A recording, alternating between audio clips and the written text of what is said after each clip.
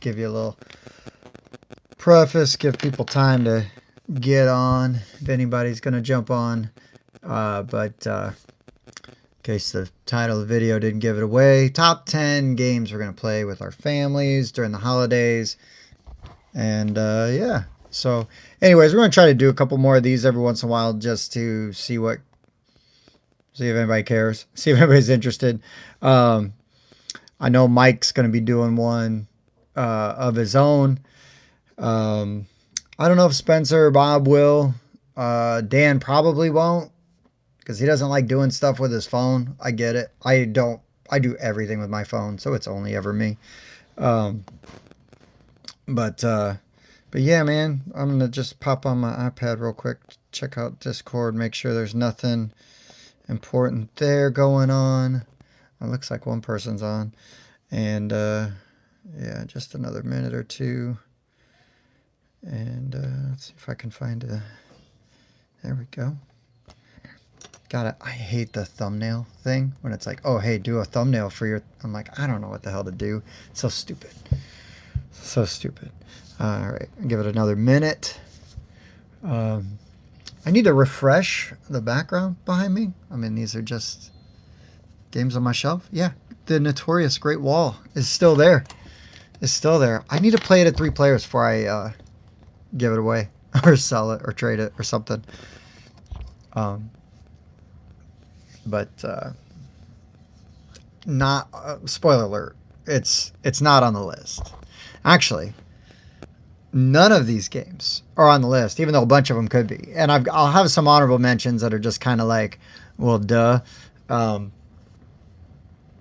But yeah, none of those are actually on the list. I got them all stacked up over here. But yeah, we'll go into it in a minute. But yeah, I've got to refresh, like move some stuff around so there's different. Oh yeah, Twister or Toss Across. You know, it's too cold to play Toss Across, man, unless you're playing in your house. And I don't want to play Twister with my family. You know, maybe like in my single days, I'll be like, yeah, Twister. Now you're talking. Now that I'm married, lost the appeal. At risk of getting myself in trouble. All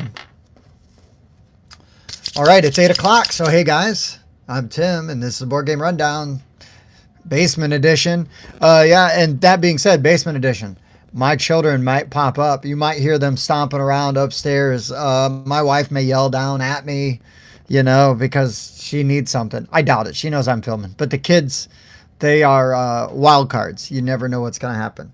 So we thought it would be fun to do top 10 games to play with your families over the holidays. These are games that I'm going to be pushing to get played. Most of them, actually, I don't know that I've played with my family yet. There's 2 on here that I couldn't leave off. But the reason you won't see like Quacks of Quedlinburg on here, because that is a game. Oh, there's a spammer. Quacks of Quedlinburg in this list, because my in-laws and we would play that, but the parents, like my father-in-law, my mother, either of my mother-in-laws, like no, they're not going to play Quacks. They won't play Quacks. But so that's you know, Taverns of Tiefenthal would be on there, Camel Up would be on there, but those aren't, because those games, I'm trying to play games with like more non-gamers. So I'm going to just start with one that I push on everybody just because I can and I love it. And the designer, actually just kind of by me constantly harassing him, has been very kind to us, and is maybe a friend. When he's got new stuff coming out, he reaches out to me now, so I like that. But my number 10 is going to be Growl. I've got the old Googly Eyes edition here. And so Growl is a werewolf style game where you are... One person is a werewolf, maybe 2, depending on player count. And yeah, you're playing cards off the top of this deck. It's a communal deck. and you have to give that card to somebody. And so there's some table talk over who can take this card, who can take bites, who can take wounds, and so on and so forth. And so there's a little bit of bluffing or negotiating. Oh, I can't take that, but I'll take this one. I'm going to help out. I'm going to take this one. But, the trick is you don't want to give the werewolf the bite cards because that allows him to turn other people into werewolves, And yeah, you go through several phases. And then once you get through all of those phases, then at the end, if there is one human player winning, the humans win. All of the humans win. And if everybody's werewolves, the werewolf team wins, and then you score points depending on how many coins you got throughout that round. And then usually we play like 3 rounds. Super fun. It doesn't matter if you don't like social deduction games or werewolf because this plays so differently, and it's a real fun take on werewolf. Super easy to teach and learn. So number 10 is Joey Vigor's Growl.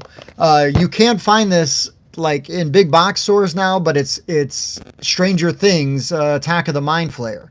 So there is a new version, completely the same game, but with the Stranger Things theme, so it might be more accessible for people. I've got Growl. I love Growl. It's always kind of a place in my heart. That's the one I play. But if somebody had Stranger Things Attack of the Mind Flayer, I'd be like, yeah, great. Give me the Hopper. Hopper, that's the character I want to be. Let's go. Number 9 on my list, I got at Gen Con. And they gave us, it's from Chili Fox Games. They gave us a copy for review because I'd asked about it at Origins. And they didn't have any at Origins, but they remembered. Oh, Mike, 10 is Growl. 10 is Growl right here, buddy. Fuzzy box. So number 9, I got it at Gen Con. Asked about it at Origins, and it is a game that I think my family's going to love. I'm really excited to play it with them, and that is Doodle Dash. So in Doodle Dash, I have horrible handwriting. I can't draw to save my life. I can't paint minis. I try to paint minis. Look at this embarrassing thing right here. Yeah, working on that. Hey, Shenanigans, I see what you did there. I have got that Chronicles of Evil, but I haven't played it out yet, so I'm going to check that out, man. Thank you for giving me a little nudge on that. I'm going to try that. But number 9 is Doodle Dash. Basically, it's sort of like Just One where everybody sees a word except for the person who's got to guess, right? And then you have to... Then everybody is basically, the person's got to close their eyes and everybody just starts drawing as fast as they can. As soon as you think you're done, you grab this thing out of the middle, right? Once you got that, the second player to finish, I forget what they do. They grab a timer or something. Anyways, you start rolling the die. And then when the die goes, says stop, you have to stop, right? So the second player starts rolling the die. When the die hits when you roll the stop on the die, everybody has to stop. Then the player who decided they were done first shows the guesser their drawing, and the guesser tries to guess theirs. And then if they don't get it, but you can get more points if you can get it early. But then, so then the second person to finish gets to try, and then everybody else, right? Then they get to guess.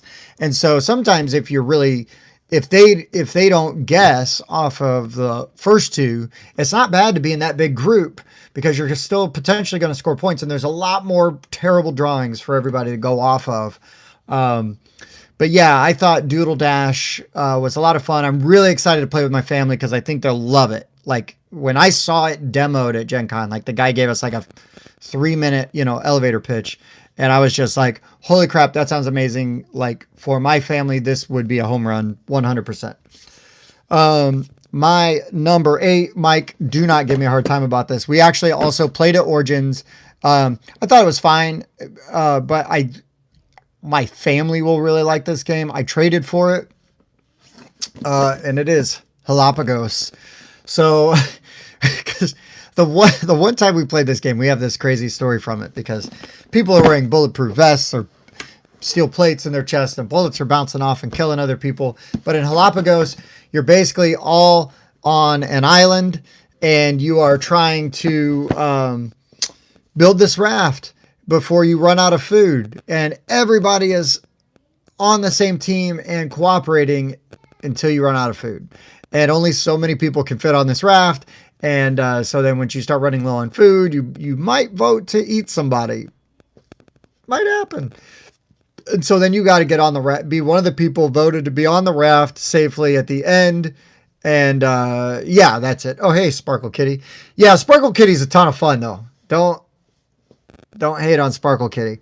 My favorite thing to do is take my most macho friends and make them play Sparkle Kitty with me. And then as they giggle while they say their stupid spells.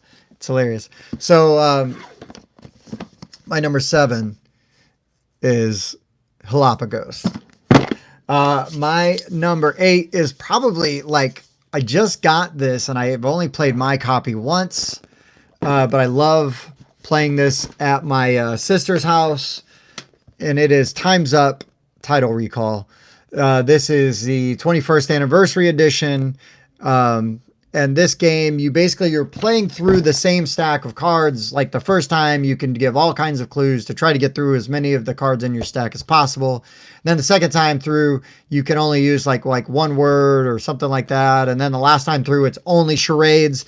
And so it gets harder and harder and harder, but you are going through the same stack of clues. So like strategically, you can go, oh no, I remember when they did this, that was Baby Shark, where the first time through, they might go do, and so like, oh, okay. So, anyways, Time's Up Title Recall. This game is insane and a stupid amount of fun. And there's a ton of cards in here. Like I copied what my sister and brother-in-law did, Patrick and Julia, and they just open up basically like one thing of the cards. Once they've gone through all of that, then they'll go through and open up another thing of cards. So then that way you're always getting sort of fresh content, at least. And then by the time you are through all those cards, there's no way you're going to remember all this stuff at the beginning. And you could shuffle them all up, mix them up and everything.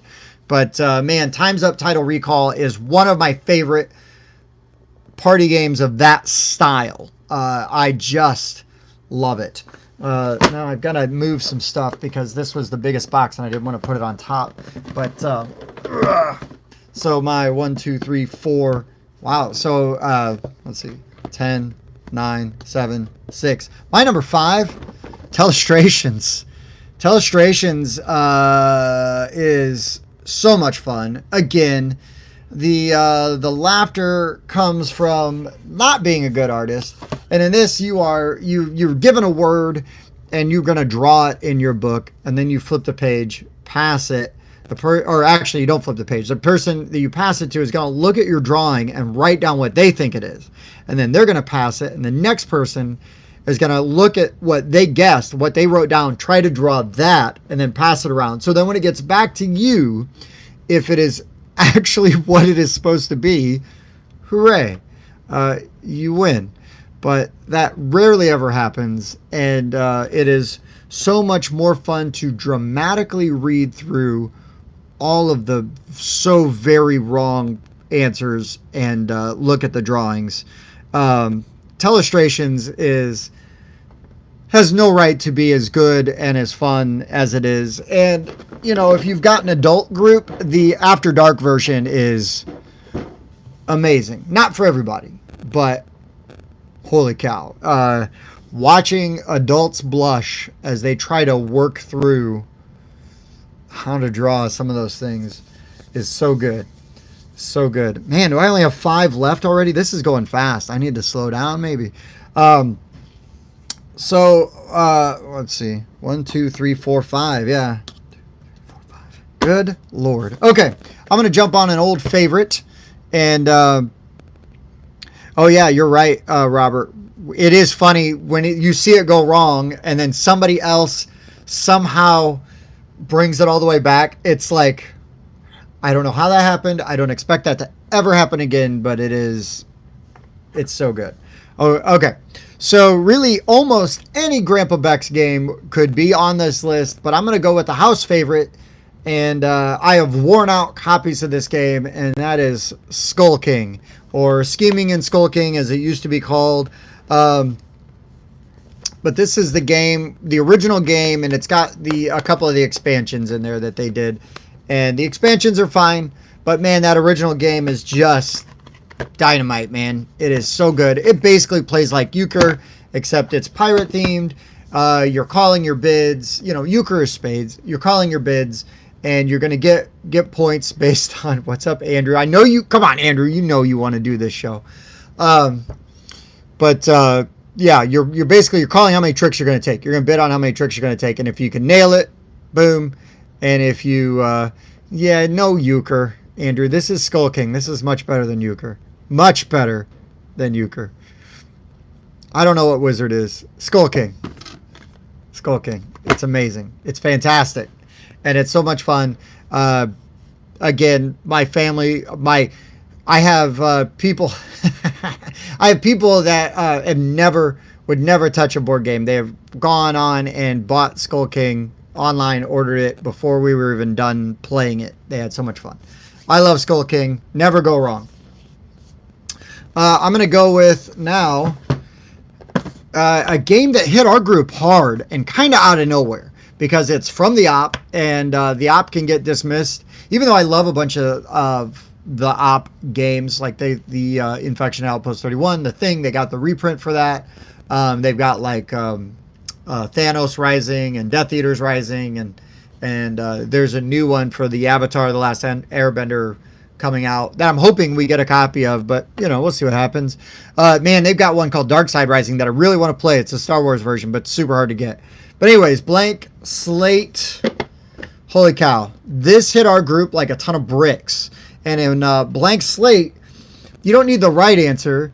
You just need to match up with the other players. And it's even better though, right? Because if you only match up with one other player, you get more points. And it is just so much fun. And I love like looking at people as you're writing down, right? Like, you got this, right? You and me, we got this, right? And then when they write down like the completely wrong thing, or you think you're so clever and only Andrew is going to know this one, and then everybody writes the same dang thing, and now you all only get 1 point, and it's like, it's so good. Blank Slate is so good. My number 3 is going to be a cheat because you cannot get this game in the United States, but I am so excited to play this game with my family because we haven't had a chance to play it, or I haven't had a chance to play with them yet, and I think they'll really like it because they like Sagrada. And I'm just going to also, shout out my boy Ron Halliday and TJ Swing because their Kickstarter Hike It funded today. Well, it was already funded, but their Kickstarter ended today. It was already funded. They did really well. And I'm so happy for such a nice group of guys. But Ron brought Carnivalesco to Gen Con, and I've been begging him for like a copy of this game. Like, let me buy it. How can I get it? And Carnivalesco is really, it is a game of where you kind of break down what is Carnival, right? Like the big Brazilian festival that they have. And I had no idea, like, other than it would look like a Mardi Gras in Brazil, right? But really, what the Carnival is like all of these different schools or universities, they have their team. And in Carnivalesco, I'm just going to bust out a board real quick and show you, because this is so cool. I really hope this game comes to the States. I had to print out English rules for it. But anyways, so you've got this board, and you are going to be placing up to a total of 4 die in each of these, and you're drafting and these dice, and there's all kinds of different colors. I believe all the colors worked pretty well for Bob. There might have been 1 or 2 where he needed to like have stuff close together so that he could tell the difference. But like each one is for like a different theme, right? So it's like the pageantry, or if your drummer is unique or your singer is unique. And so some of them you have to have the exact same dice in each set. One of them you have to have something, like in this last one, you have to have something that is unique and not anywhere else, whether it's all the same number. Like in this example, they only have red dice here, right? So there's no other red dice anywhere. It's kind of hard to pull off, but if you can do it, right? But you could also do it with like the number 3, or any color of die. But anyway, so you're going through and you're drafting all these die. There's a nice little dice tower. You're also, when they draft, you roll them. And so then you're not only picking for color, but you're picking for number. And this game just destroyed Sagrada for me. I really like this game. I was really impressed with the theme. It's beautiful and it's a ton of fun. And my family likes Sagrada quite a bit. So I really look forward to playing this because I feel like this gives you more interesting choices and puzzles. Now the puzzles are the same every time. So you're not getting the dual layered, like, oh, I'm going to slide my card in here and then slot my dice. But I feel like it's a little more forgiving. But Carnivalesco, man, is so good. So good. I can't wait to play with my family. My number 2, I don't remember. I got this from Matago. I believe somebody gave me this. And this game blew me away. I absolutely love it. It is Platypus. Platypus is so good. Has no right to be as much fun as it is. And so in Platypus, you are putting all these words all around. Message retracted.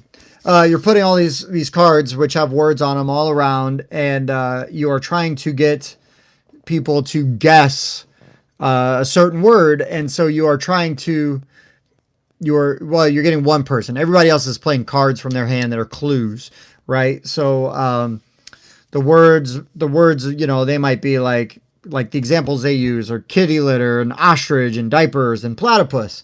So if you're trying to get somebody to guess kitty litter or diapers, you might play a card from your hand that says disposable, right? So then you're going to eliminate ostrich and platypus. Well, hopefully you don't think they're disposable, but so you can go through. It's sort of like a code names where you're eliminating things, but it's also different because of the way that you give the clues and everything. And just what a fun, unique way to play that style of game. I really, really, really like Platypus quite a bit. Yeah, you're not wrong, Robert Silver. Mike is always saying stuff. Oh, Mike, you hadn't played Platypus? You finally played it? It's so much fun. Also, one thing I love about Platypus, I'm going to mess with my lights real quick. One thing I love about Platypus is the giving everyone a hard time for eliminating, like, how did you eliminate that? What were you thinking? It's so much fun. My number 1 is the game that I am most excited to play with my family. And it's so funny because I bought myself a copy. I picked up Mike's copy for him. And I haven't even opened my copy because I've been playing other people's copies of it so much. But it is Ready, Set, Bet.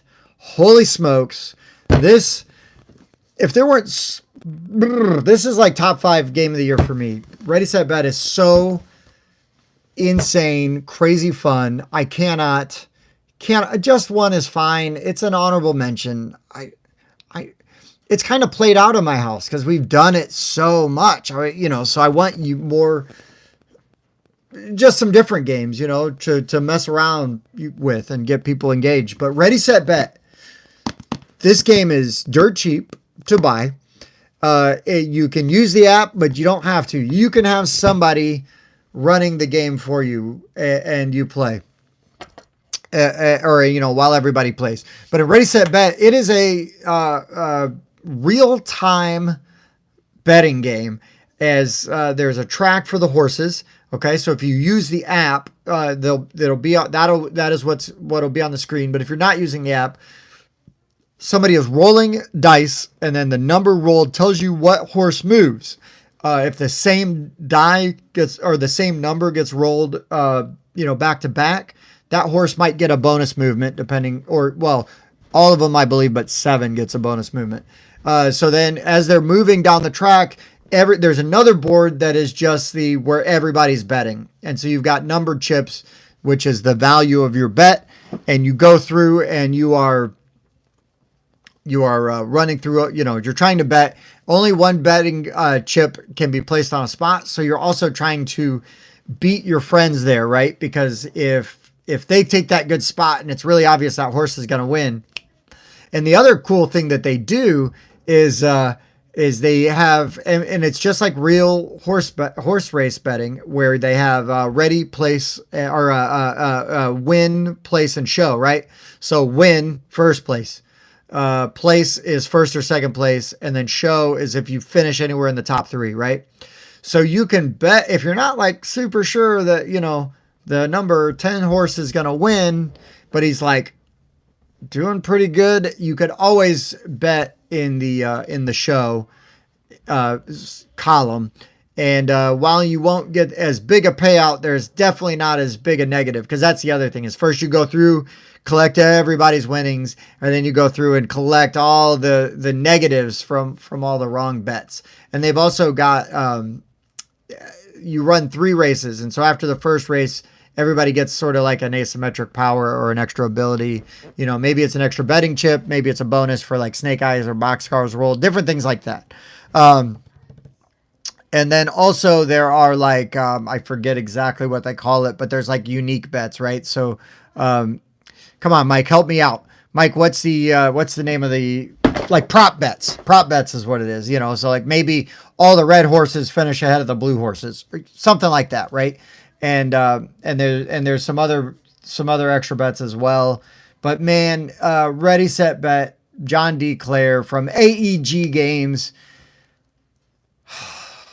It is so good. It is so much fun. I have a feeling that I'm dying to play this with family at Thanksgiving, and I just can't wait. It's going to be so much fun. This game is so good. I know we did a review of it already, but man, it's not my game of the year, but it might be like number 3 of the new to me. Yeah, VIP cards. It might be my number 3, like new to me this year. We'll have to see once we start running through those lists. Cause right now we're currently doing like our top 50. Those will be coming out soon. We're doing them in 10-minute increment or 10 lists of 10 increments. We might break down the final 10 into 2 top 5s. Oh, Sniper Elite, get out of here. Get out of here, that garbage. And nobody in my house won't play Sniper Elite. But I will say some honorable mentions. I did pull, look at that. Hey, Just One right here. It's still a classic. It's not going anywhere. It's just, if I've got 10 games and I'm going to like haul up to the dining room table after everybody's like, you know, done taking their turkey naps, you know what I mean? And the football games are more or less either died out or not interesting anymore. Cause I mean, you can only watch so much Cowboys and Lions before you want to go to sleep anyways. So, you know, but yeah, Just One. God, you're killing me, man. I hate Sorcerer City too. I can't do it with that. Another game that I love, but nobody will play with me because I'm too good at it, is Blockbuster. I'm a movie nerd. I love movies. You know, ironically, we had a Hollywood Video in town and a Blockbuster right across the street from each other. I never went to Blockbuster. Hollywood Video had cheaper deals. I love Hollywood Video. I loved Hollywood Video, Blockbuster, whatever. But the movie trivia game, it's called Blockbuster, so I gotta go Blockbuster. So listen here, Bob. Yeah, oh yeah, we have family videos too. Really like them. Super cheap. Sorcerer City. My problem with Sorcerer City is like you tear down your whole... Shut up, Mike. You tear down your whole city every time. And then I don't know. I just didn't like it. I wanted to like Sorcerer City so much, and I couldn't bring myself to like it. I don't know. I think we did a giveaway. I think I gave away our Sorcerer City to somebody early on in the show. And by early on, I mean like a year ago or a year and a half ago. But another one I like, my son got, when he was really small, got a hold of the cover. So I'm kind of ashamed of it, but Nuts So Fast. This game is, it's nuts. You've got these big old nut cards or wooden pieces. And you basically, you get like a pattern on a card, and you are trying to, you got to be the first one to grab like what you see, right? So everybody can grab a nut or an almond or a walnut, whatever that is, walnut. And yeah, you're just trying to go through and like grab cards as fast as you can. There was another game, what is it called? Like Goobs, maybe, that played similarly, but I didn't have that one. I got Not So Fast because it was funny. But those are mostly my top 10 party games with a couple of honorable mentions. Don't get me wrong, we'll be playing Quacks or Taverns of Tiefenthal because once all the people that aren't into as many board games, they take off. Then we break out Taverns. We'll probably play DC Deck Builder. So whatever, deal with it. It's a good game. I love it. Suro's a really good game. I don't own it. I had a buddy that owned it, and we always played his copy. And now he's always busy, so I haven't played Suro in a long time. But Suro's a really good game. Really like it. Kind of makes me. No, it doesn't make me think of Karuba, but I guess it did make me think of Karuba, but not for the right reasons. It's way different than Karuba. Not as hard to set up as Karuba, I guess. But yeah, Karuba is also like one that could get played. But yeah, these are some games that I cannot wait to play with my fam. And that I think that some of them they played before, and probably like 5 of them on here they haven't even seen yet, like Platypus, Ready Set Bet, Doodle Dash, Blank Slate, Carnivalesco. There's some on Time's Up even. Like they haven't even played Time's Up yet, and Galapagos. But like Growl is an old favorite, Skull King's an old favorite. Just One is totally a favorite. Code Names, right? Somebody says, "Hey, Code Names." Like, yep, I'll go grab it. I know where it's at. I got too many games. This game actually, Team 3, you can see like way over there. I can't reach it, otherwise I'd grab it. But Team 3 is crazy because you need you need at least 3 players, because what's going to happen is it's like the see no evil, hear no evil, speak no evil, right? And so you've got That's So Clover's really good. I don't have it though, but I played it at Origins, loved it.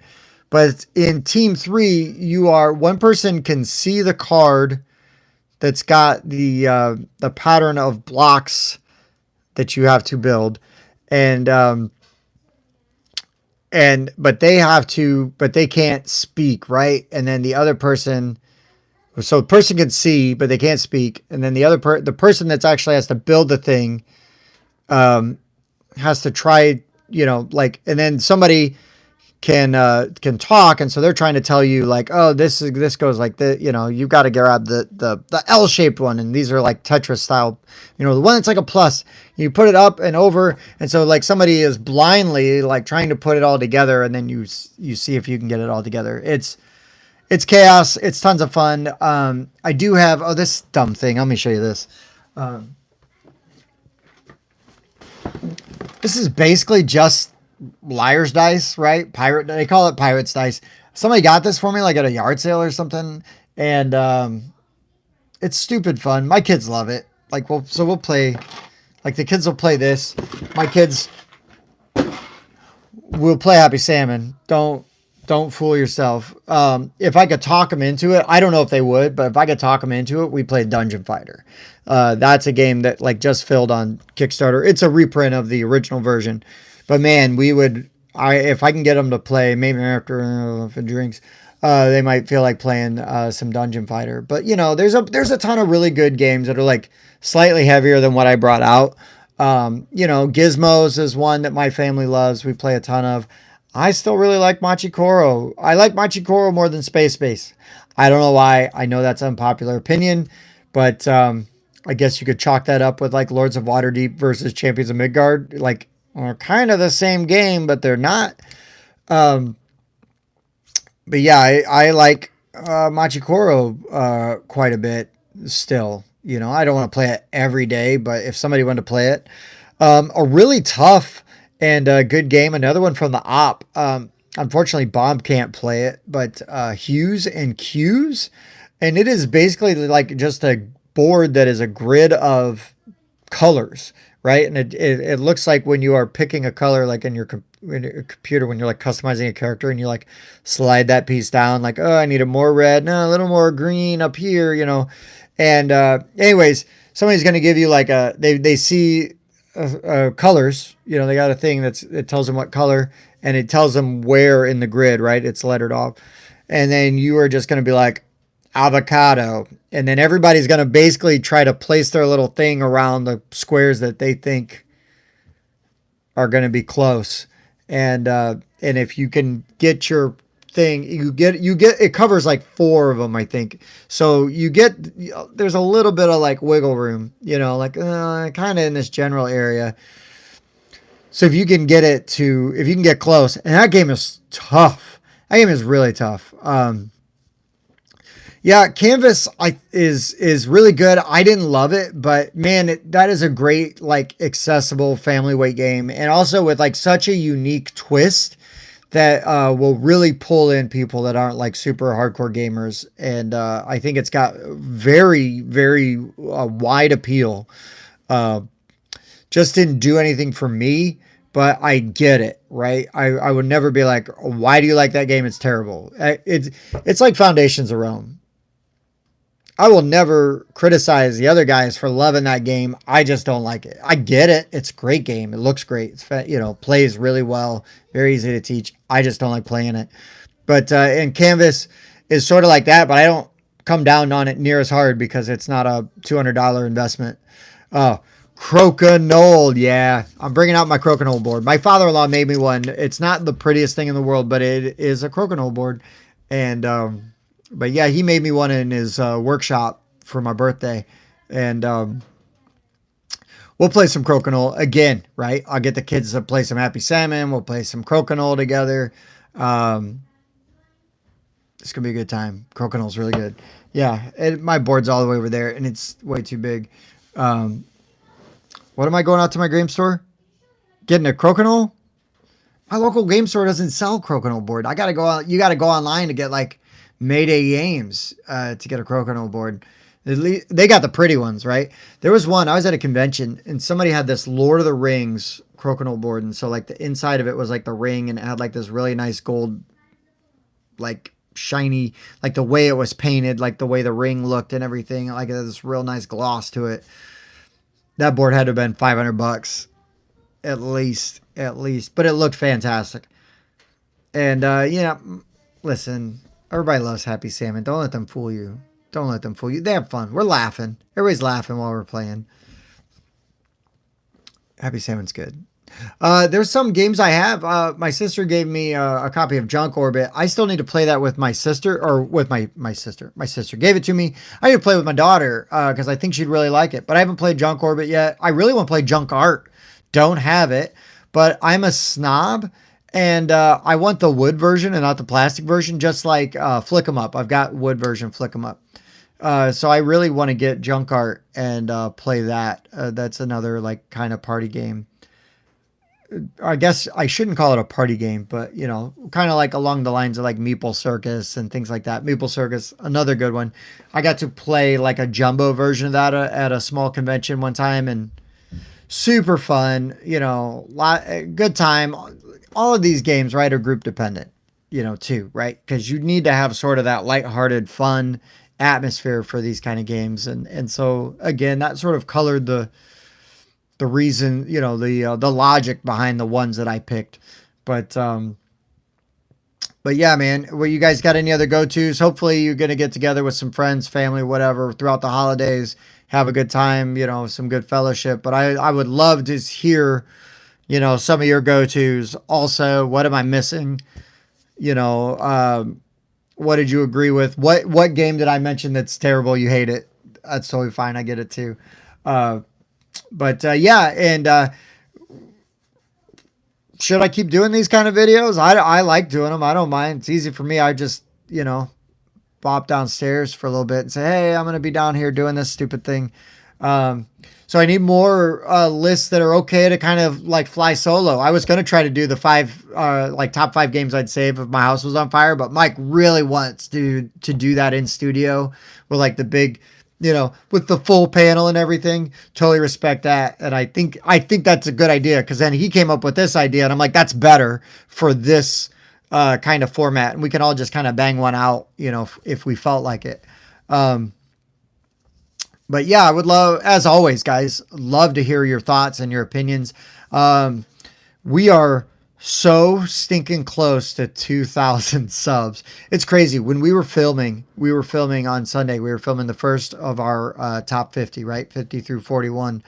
And full disclosure, I looked at our subs and we were like 1995, somewhere in there, right? Maybe it was 94. And then over the next 2 days, we drop all the way down to 1991. And I'm like, what's happening? Why are we now going backwards? With that video hadn't even come out yet. We haven't even had a chance to alienate everybody yet.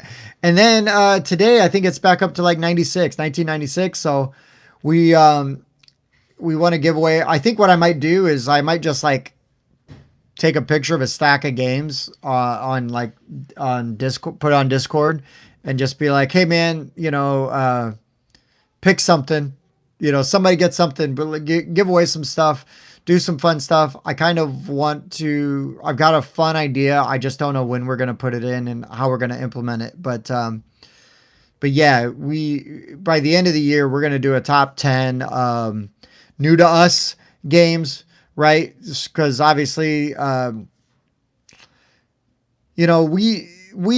we get to see some stuff early, but if you miss out on some of the big conventions, you don't always get to see like the newest games. And so sometimes it's hard to go top 10, brand new games, 2022. But if we go new to us, that gives us a little bit of a cheat, but we could still all include the game, the new games this year that like blew us out of our shoes. And then some that it's like, how did I miss that? Like where is that game been? Because there's one that I've got that I can't believe I'd never played before, and I love this game. But I'll save it. But I already know what my game of the year is for me. I can't wait to talk about it. And that list will have obviously some crossover too. So if we do new to us, and then there's also not as much crossover, because I feel like it's more interesting, the more variety of games that we can talk about and share. But again, maybe I'm wrong. Dan's opinion, Dan's philosophy is your list should be your list no matter what, right? And to an extent, he's right. But like my number one game of the year, we're all probably going to talk about it, and that's fine. Ready, set, bet. Spoiler alert: it's going to be on Mike and I's list, to say the least. But it won't be on Dan's. Dan doesn't like that game. He doesn't like gambling. He doesn't like fun games. So I think it's more interesting personally to go through games that are new to us, along with the new games of 2022. Oh, you see, that's Mike's list right there. Top 10 beers that pair best. Because you know what? All of mine would be like Miller Lite, Coors Light, maybe a Guinness in there, Smittix. Ooh, maybe I could do it. Yingling. Nah, I'm out. Those are the beers I like. I guess unless you get into the Mexican beers. So like a Modelo, but I like the dark. And then a Pacifico every once in a while. And then I could do like 3 other ciders. Give me like a Woodchuck. I don't know. That's what I like. Ooh, I don't know if you can hear it, but my kids are crying. My son must have run out of time on his iPad because it's a school night. But yeah, anyways, guys, so other lists that y'all would like to see, things that you think would make good, like, basement show, versions versus what you'd like to see on the panel. We've got a lot of things. Our show quality and production value, unless I'm filming from my basement, has really gone up, and we're really excited about it. And it's been a really good thing. So you guys sticking with us and being around, and and even and the new people, right? It's exciting. So I think that's going to be it for me tonight. I'll run through the top 10 in no particular order, because now I'm just looking. I got them all stacked up. But it was Growl, Doodle Dash, Galapagos, Time's Up, Title, Recall, Platypus, Carnivalesco, Blank Slate, Telestration, Skull King, and one game to rule them all, Ready, Set, Bet. Ready, Set, Bet by far and away is my number one that I am most excited to play with family and friends. So thank you guys so much. I really appreciate y'all taking the time to either join in or watch this at a later date, because, you know, this isn't like the most amazing video quality. Like I said, I got a $5 tripod, my iPhone, and a microphone that my buddy Jason recommended that I buy, and I feel like it does a pretty good job. So thanks for that, Jason. But he's always looking out for us. He's been looking out for us since day one. We can check out X-Wing stuff, Feudum. Ooh, we do a Shelf of Shame. I played like half a game of Feudum, so I think that still qualifies as being on my Shelf of Shame. But anyways, guys, much love to you all. Please have happy holidays, and be sure to tune in for that top 50 that's coming in hot. Till then, I've been Tim. Thanks for watching.